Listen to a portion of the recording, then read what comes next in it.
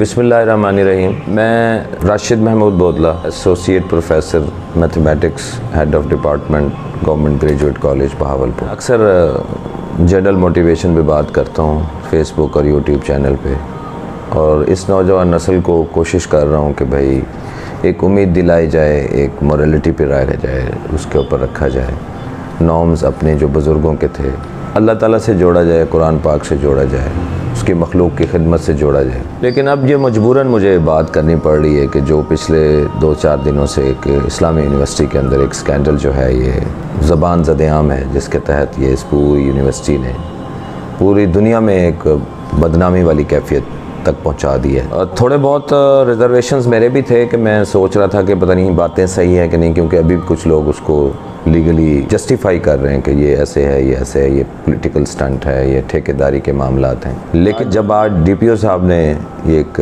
Press conference मैंने सुनी है और कितने कॉन्फिडेंट वे में उन्होंने ये बातें की हैं, चैलेंजेबल नहीं है मेरा ख्याल है, झूठ नहीं बोल सकते, क्योंकि पुलिस डिपार्टमेंट में भी आज के दौर में ऐसे लोग मौजूद हैं, उनकी अज़मत को सलाम है, जिन्होंने ज़ाहिर है प्रेशर होगा सीआईडी के एहलकारों पे, और जिस तरह से उन्होंने काम किया है और प्रूफ्स इकट्ठे किए हैं और फिर एफआईआर्स हुई हैं, तो ऐसे तो नहीं होता।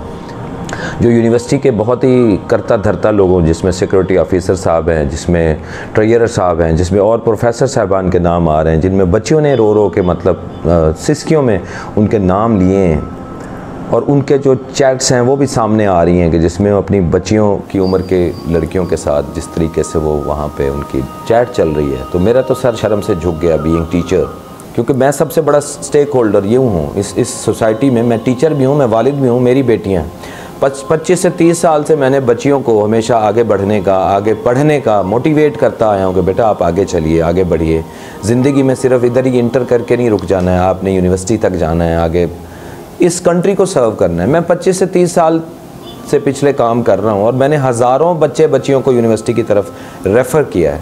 क्या मैंने इसलिए रेफ़र किया है कि मैं वहाँ पे उनको भेजूँ और वो ड्रग एडिक्टेड बन जाए खुदा ना खास्ता, और या सेक्सुअली अब्यूज़ हो के अपनी ज़िंदगी और मुस्तकबिल और ज़िंदगी और आखिरत को तबाह और बर्बाद करके बैठ जाएँ, और पूरे उनके वालिदैन और पूरी फैमिली की लाइफ जो है वो शटर होकर रह जाए।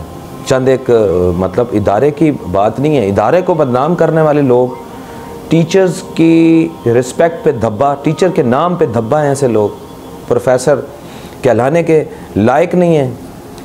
गज़ब खुदा का, सफ़ेद दाढ़ियाँ हैं, बेटियों की उम्र की लड़कियों के साथ उनके सेक्स स्कैंडल आ रहे हैं। किस मुंह से हम जाके माशरे में फ़ेस करेंगे ये? कैसे, किस मुंह से अल्लाह ताला को फ़ेस करेंगे? आखिर एक ना एक दिन हम सब ने चले जाना दुनिया से, तो क्या जवाब देंगे? जब उस वक्त किस तरह हम जवाब देंगे अल्लाह ताला को कि जब अल्लाह ताला मुंह पे मोहर लगा देंगे, फिर कौन सा स्टंट खड़ा करेंगे क़यामत वाले दिन? अल्लाह ताला ने कुरान शरीफ में फरमाया कि वमन यामल मिस्काल ज़र्रतिन खैरन यरा वमन यामल मिस्काल ज़र्रतिन शर्रन यरा।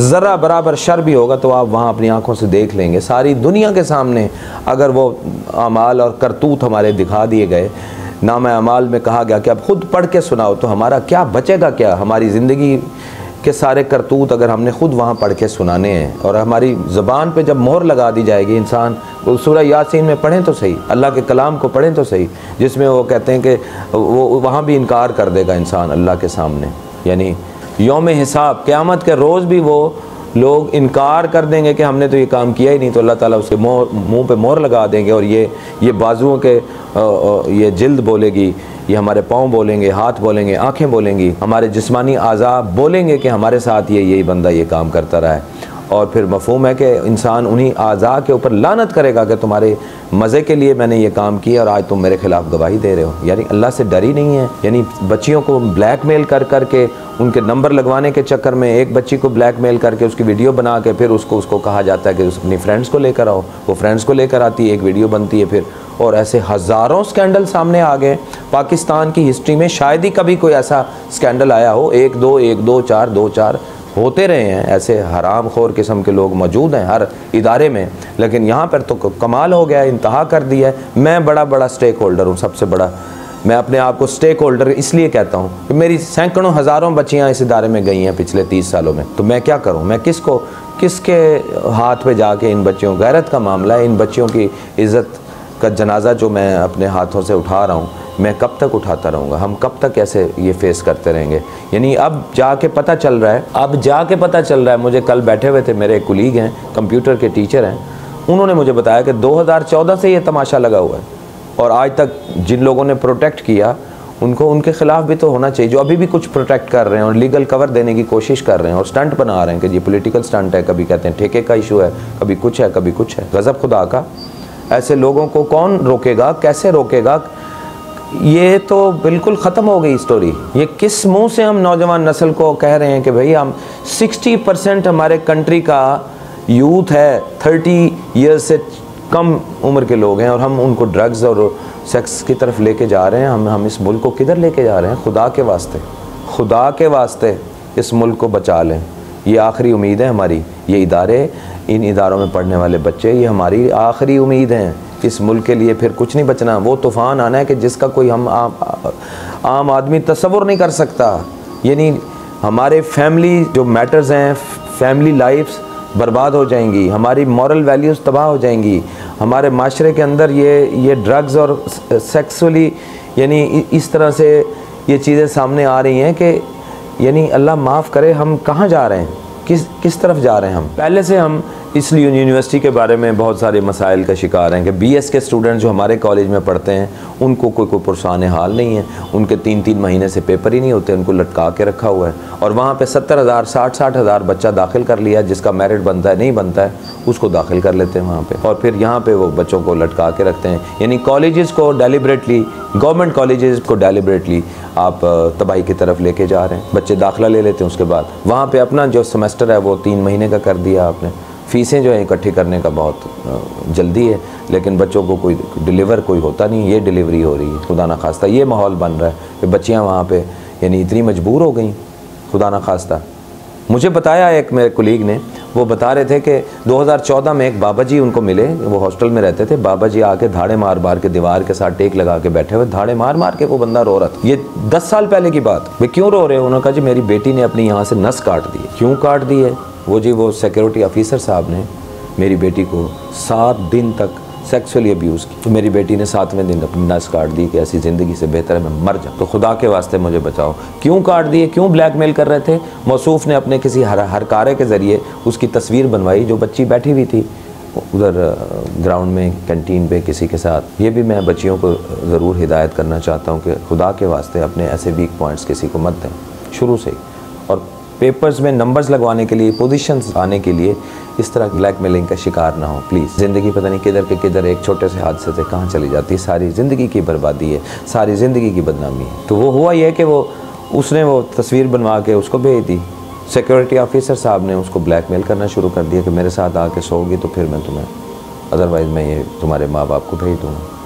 वो आके सोई, उसकी वीडियो बनाई, फिर उसके बाद डेली बेसिस पे उसको बुलाना शुरू कर दिया। 7वें दिन 8वें दिन उसे बच्ची, ये 2014 का बात। उसके ख़िलाफ़ बाकायदा ये एजिटेशन हुआ, रोड ब्लॉक की गई, लेकिन कुछ भी नहीं हुआ। ऐसे लोगों को प्रोटेक्ट करने वाले भी उतने ही मुजरिम हैं, मैं ये समझता हूँ। जिनको पता है कि जानते बूझते कि ये हमारे इदारे में इन लोगों ने ये हरकतें की हैं और उन्होंने उनके ख़िलाफ़ कोई एक्शन नहीं लिया, वो एक्शन ले सकते थे, तो वो भी साथ के मुजरिम हैं।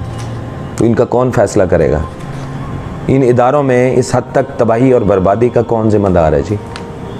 तो अल्लाह ताला का तो फ़ैसला है कि अल्लाह ताला मकाफ़ात अमल है। जो बंदा किसी के साथ इस तरह का सलूक करेगा, एक ना एक दिन वो अपनी औलाद और अपनी फैमिली के साथ ये देख के फिर मरेगा, ऐसे नहीं मरता। वो कहते हैं, पिछले दिनों मेरे एक अंकल ने मुझे बताया वाक़या, एक सुनार थे, एक सुनार जो है वो घर आए, उस दिन उनकी मिसेज़ ने जो है ना उनको कंप्लेंट की कि जो हमारा नौकर है ना आज तक कितने सालों से रह रहा है, इसने आज तक मुझे कभी गलत नीयत से नहीं छुआ, लेकिन आज इसने मेरा बाजू पकड़ लिया गंदी नीयत के साथ, आप इसको पकड़ के इसको फैंटी लगाएं और इसको छुट्टी करा दें। वो सुनार थे, सर पकड़ के बैठ गए। थोड़ी देर के बाद वो कहने लगे अच्छा आइंदा ये नहीं करेगा। तो उनकी मिसेस कहने लगी आपने इसको डांटा नहीं, मारा नहीं, आप कैसे कह सकते हैं कि आइंदा ये नहीं करेगा, आपने उससे पूछा क्यों नहीं? तो कहने लगे बस मेरी अपनी गलती है, मेरे अपने गुनाह की सज़ा बन के ये चीज़ सामने आई है। मैं आज ही दुकान पे बैठा हुआ था, एक औरत आई है, उसने चूड़ियाँ ख़रीदनी थी, तो मैंने चूड़ियाँ पहनाते हुए उसके हाथ को ना गलत नीयत से टच किया, मेरी नीयत में फतूर आ गया था, तो घर आया हूँ तो आपने ये मुझे ये बात बताई है। तो ये तो अल्लाह ताला उस फ़ौरन दिखा देते हैं बातों का। तो टीचर तो यार, टीचर इतना बड़ा मर्तबा जिसको अल्लाह ताला के नबी ने फरमाया बोइस्तु मुअल्लिमन सल्लल्लाहु अलैहि वसल्लम, मुझे मुअल्लिम बनाकर भेजा गया है। इस मुअल्लिम की प्रेस्टीज, इस मुअल्लिम की, इस टीचर के स्टेटस को किस तरह से शैटर किया इन लोगों ने, इस इदारे के तकद्दुस की किस तरह धज्जियाँ उड़ाई हैं इन लोगों ने, इसका कौन जिम्मेदार है? कोई तो होगा ना। तो अरबाब इख्तियार से मैं हाथ जोड़ के रिक्वेस्ट कर रहा हूँ, गवर्नर साहब, कमिश्नर साहब, एंटी करप्शन के जो भी बड़े लोग हैं, डीजी एंटी करप्शन, प्लीज़ खुदा के वास्ते हमारे इन इदारों को बचा लें। अगर ये तबाह हो गए ना तो फिर कुछ भी नहीं रहना। ये आखिरी उम्मीद है इस कंट्री के लिए, के बग़ैर हमारा ये मुल्क कहाँ चला जाएगा पता नहीं। पहले भी हम कहाँ खड़े हैं, मज़ीद तबाही के हम मुतहम्मिल हो नहीं सकते। अल्लाह ना करे कि हम यहाँ से तबाही के रास्ते पे रवाना हो जाएं। ये तो वो ढलवान है कि फिर यहाँ तो संभलने का मौका ही नहीं मिलेगा। उसके बाद तो ये ड्रग्स और सेक्स का जो वो है, और ये जो पिल्स जो यूज़ कर रहे थे, ये तो इंसान को वहशी जानवर बना देती हैं। आइस का नशा आप पता कर लें गूगल पे किस तरह का है। 2-3 साल में बंदा पागल होकर मर जाता है, दिमाग की रग फट जाती है, बंदा किसी को मार देता है या ख़ुदकुशी कर लेता है। तो आइस का नशा इतना तालीमी इदारों में इस्लामाबाद में पकड़ा गया है, गिरोह। वो 1 लाख पुड़ियाँ वहाँ से बरामद हुई हैं। इसी तरह ये गर्ल्स हॉस्टल के अंदर एक डॉक्टर मुझे बता रहे थे, मैं एक वीलॉग सुन रहा था, तो मेडिकल की तालिबा ने उनके साथ टेलीफोनिकली कन्वर्सेशन की कि मैं हॉस्टल में होती हूँ तो मुझे पॉर्न वीडियोस दिखाती हैं लड़कियाँ और मुझे ड्रग्स देती हैं, और मैं जब मना करती हूँ तो मुझे यानी चारपाई के साथ बांध के मुझे चांटे मार मार के मेरे सामने वो वीडियोस दिखाई जाती हैं। किधर पहुँचे हुए हैं हम?